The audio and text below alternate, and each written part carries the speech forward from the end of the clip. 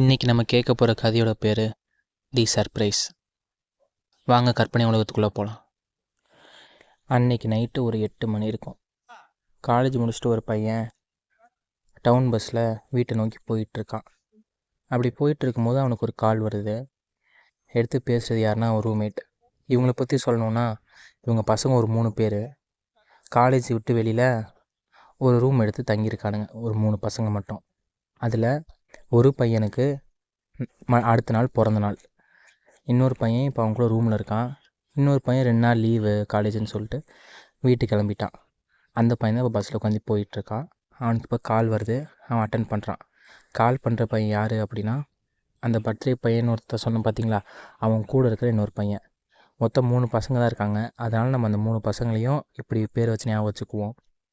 ஒருத்தன் பர்த்டே பையன், இன்னொருத்தன் ஊருக்கு போகிற பையன், இன்னொருத்தன் வெறும் பையன். அவன் நான் பையன் மட்டும் தான் கூப்பிட போகிறேன். ஸோ இப்போது ஊருக்கு போகிற பையனுக்கு அந்த பையன் கால் பண்ணி, டே மச்சான் உனக்கு ஐடியாலாம் ஞாபகம் இருக்காடான்னு கேட்குறான். அவன் என்னடா உனக்கு ஐடியா, எனக்கு அது பிடிக்கலடா, எனக்கு இன்ட்ரெஸ்ட்டில் நான் வீட்டுக்கு போகணும் அப்படின்னு சொல்லிக்கிட்டு இருக்கான். சத்தமாக பேசிகிட்டு இருக்கான். இப்படி சத்தமாக பேசிகிட்டு இருக்கும்போது அவன் பக்கத்துலேயே ஒருத்தர் உட்காந்துருக்காரு. 2 பேர் உட்காந்துருக்க சீட்டில் அவன் உட்காந்து போயிட்டுருக்கான் ஜன்னல் ஓரமாக. காற்று பலமாக அடிக்கவும் இவன் கத்தி கத்தி பேச வேண்டிய ஒரு கட்டாயத்துக்கு தள்ளப்படுறான். அப்படி பேசிகிட்டு இருக்கும்போது பக்கத்தில் உட்காந்துட்டு இருக்கிறவரும் இவன் சொல்கிற எல்லாத்தையும் கேட்டுக்கிட்டு இருக்காரு. அப்படியே அவள் அதில் என்ன பேசுகிறாங்க அப்படின்னா, நாளைக்கு அந்த பையனுக்கு பர்த்டேங்கிறனால இவங்க என்ன ஐடியா பண்ணியிருக்காங்கன்னா, இந்த பையன், அதாவது ஊருக்கு போகிற பையன், ஊருக்கு போகிற மாதிரியே பஸ் ஏறுற மாதிரியும், அதுக்கப்புறம் அவன் அங்கேருந்து பஸ்ஸில் பாதிலே இறங்கி திருப்பி ரூமுக்கு வர மாதிரியும், ரூமுக்கு வந்து நைட்டு 12 மணிக்கு அவனுக்கு சர்ப்ரைஸ் பண்ணலான்னு அந்த ரூமில் இருக்க இன்னொரு பையன் ஐடியா சொல்கிறான். அந்த ரூமில் இருக்கிற பையன் கூட தான் இப்போது நம்ம ஊருக்கு போகிற பையன் பேசிக்கிட்டு இருக்கான். அப்படி பேசிகிட்டு இருக்கிறது தான் அவனுக்கு சுத்தமாக பிடிக்கல. இல்லைடா, எனக்கு இந்த மாதிரி நான் வீட்டுக்கு போகணும், நான் இப்போ திருப்பி வந்து சுற்றி அப்புறம் திருப்பி அடுத்த நாள் காலைல நான் ஊருக்கு போக விரும்பலை, ஊரில் நிறைய வேலை இருக்குதுன்னு சொல்கிறான். அதாவது இவங்களோட ஐடியா என்னென்னா, அவங்க தங்கியிருக்க அந்த ரூமுக்கு வெளியில் தான் அந்த எலக்ட்ரிசிட்டி, அந்த மெயின் பாக்ஸ் இருக்கும். அதை இந்த ஊருக்கு போனவன் திருப்பி ரிட்டன் வந்து நைட்டு ஒரு 11:50 இந்த மாதிரி டைமில் ஆஃப் பண்ணிவிட்டு கதவை தட்டுவான். கதவை தட்டினோடனே இப்போது அந்த டைமுக்கு வந்து உள்ளே யார் இருப்பாங்க? அந்த 2 பேர் தான் இருப்பாங்க. ஒன்று அந்த பர்த்டே பையன், இன்னொருத்தர் அந்த சும்மா இருக்க பையன். அவன் வந்து கதவை திறக்கிற மாதிரியும், அப்போது இவன் மாஸ்க் போட்டிருப்பான். இவங்களோட வீடு எப்படி இருக்குன்னா, ரொம்ப தனிமையாக, அதாவது அங்கேருந்து கத்துனா கூட பக்கத்தில் கேட்காத அளவுக்கு தனியாக அந்த வீடு இருக்கவும் இந்த மாதிரி நம்ம பண்ணலாம் அப்படின்னு ஐடியா பண்ணியிருக்காங்க. இவனும் மாஸ்க் போட்டுட்டு அப்படியே உள்ளே திருட வர மாதிரி வந்து அவனை அப்படியே அடிக்கிற மாதிரி சும்மா அடித்து அந்த பர்த்டே பையனை வந்து மிரட்டுறது. இந்த மாதிரி உங்கள் ரூமில் என்னென்னடா இருக்குது, எடுத்துகிட்டு வாங்கடா அப்படின்னு சொல்லி மிரட்டுற மாதிரி ஐடியா. ஆனால் இதுக்கு தான் அவன் சொல்கிறான், ஐடியா நல்லா இருக்குது, ஆனால் நான் வந்து பண்ணிவிட்டு அடுத்த நாள் காலையில் நான் எந்திரிச்சு நான் ஊருக்கு போக தான் வந்து எனக்கு முடையாக இருக்கும்டா அப்படின்னு சொல்கிறான். இப்படி சொல்லிவிட்டு, இல்லைடா என்னால் கண்டிப்பாக முடியாது அப்படின்னு சொல்லிடுறான். அதுக்கு அந்த பையன் என்ன சொல்கிறான் அப்படின்னா, இல்லை நீ வருவேன்னு எனக்கு தெரியும், ஏன்னா அந்த பர்த்டே பையனுக்கு வந்து என்னை விட நீ தான் ரொம்ப க்ளோஸ் ஃப்ரெண்டு, அதனால் நான் வந்து நைட்டு தூங்காமல் உனக்காக வெயிட் பண்ணிக்கிட்டு இருப்பேன், வந்துரு அப்படின்னு சொல்கிறான். அதுக்கு நம்ம ஊருக்கு போகிற பையனும், உனக்கு ஒரு வேலை இல்லை, ஃபோனை விடான்னு சொல்லி ஃபோனை வச்சிட்றான். வச்சதுக்கப்புறம் இந்த பக்கம் பார்க்குறான். அதாவது ஊருக்கு போன பையனோட பக்கத்தில் உட்காந்துருக்கவர் வந்து சும்மா தான் உட்காந்துருக்காரு. இவன் சரி வந்து கண்டுக்கிட்டு இருந்திருக்க மாட்டார் அப்படின்னு நினச்சிட்டு அவனும் அப்படியே வந்துட்டுருக்கான். அப்புறம் அடுத்த ஸ்டாப்லேயே அவர் இறங்கிடுறாரு. இப்போ என்ன ப்ராப்ளம்னா, அவங்க பேசின எல்லாத்தையுமே அவர் ஒட்டி கேட்டுட்டார். இது மூலிமா அவருக்கு என்ன தெரிய வந்திருக்கு தெளிவாக அப்படின்னா, 2 பசங்க தனியாக இருக்காங்க, ஒரு வீடும் தனியாக இருக்குது, அதுவும் நைட்டு கதவும் தாப்பாக போட்டிருக்க மாட்டாங்க.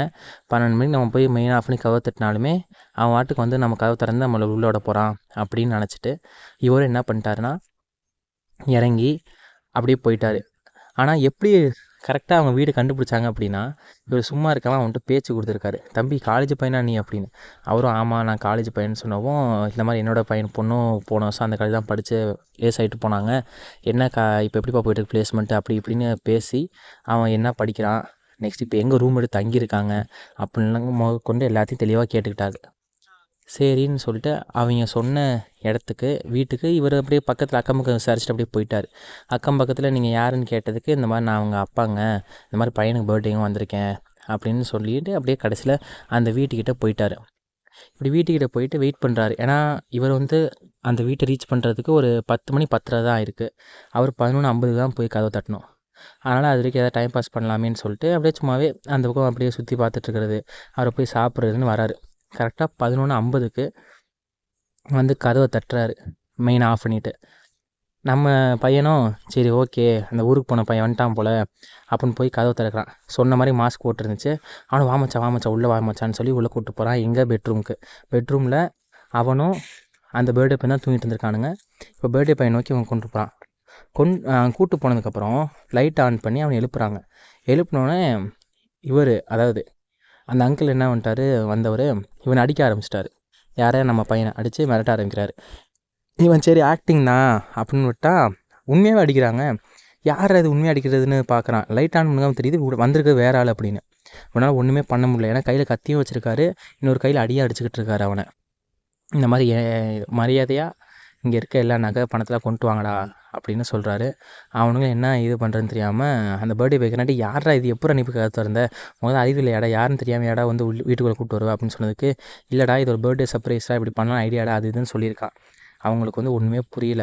சரி இப்போது வேறு வழியே இல்லை, இவர்கிட்ட சரண்டர் ஆகிடலான்னு சொல்லிவிட்டு அவங்களோட லேப்டாப்பு, ஃபோனு, அவங்க கொஞ்சம் செலவு வச்சிருந்த பணம், அவங்க போட்டிருந்த நகை எல்லாத்தையுமே எடுத்து அவர்கிட்ட கொடுத்துட்றாங்க. அப்படி அவர் கிளம்ப போகிற சமயம் பின்னாடி இருந்து டக்குன்னு அவனை தலையிலேயே யாரும் அடிக்கிறாங்க. அது யாருன்னு பார்த்தோன்னா நம்ம ஊருக்கு போகிற பையன் இருந்தான்ல, அவன் என்ன பண்ணியிருக்கான், அந்த பஸ்ஸில் போயிட்டு இருக்கும்போது இவர் ஒரு ஸ்டாப்பில் இறங்கிட்டாரா, இவன் அடுத்த ஸ்டாப்லேயே இறங்கி மனசு கேட்காம வந்திருக்கான். சரி அவனை சர்ப்ரைஸ் பண்ணலாம், என்ன தான் நம்ம ஃப்ரெண்டு அப்படின்னு. வந்த இடத்துல வந்து என்னடா இது நமக்கு முன்னாடி இப்படி நடந்துக்கிட்டு இருக்கே அப்படின்னு சுதாரித்து இந்த மாதிரி அடித்து அவங்கள வந்து அவரை கட்டி போட்டாங்க. கட்டி போட்டதுக்கப்புறம் போலீஸுக்கு கால் பண்ணி வந்து கூட்டிகிட்டு போயிட்டாங்க. இதோட இந்த கதை முடியுது. நாளைக்கு இன்னொரு கதையில் சந்திப்போம்.